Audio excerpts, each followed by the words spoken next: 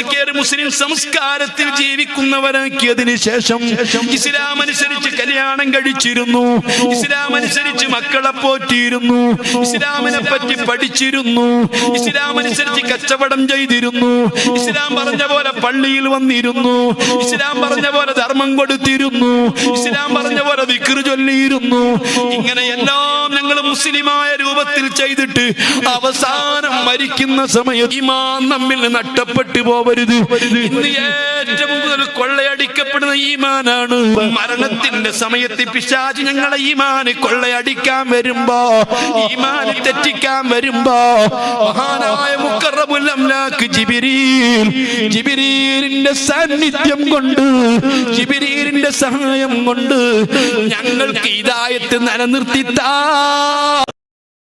എപ്പോൾ എവിടെ വെച്ച് ആര് മരിക്കുമെന്നറിയില്ല.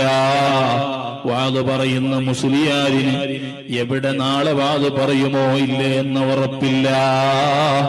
നാളെ ഈ പോകുന്ന വഴിയിൽ വെച്ച് മരിക്കുമോ, വാത് തീരുന്നതിന്റെ മുമ്പ് മരിക്കുമോ നമുക്കറിയില്ല.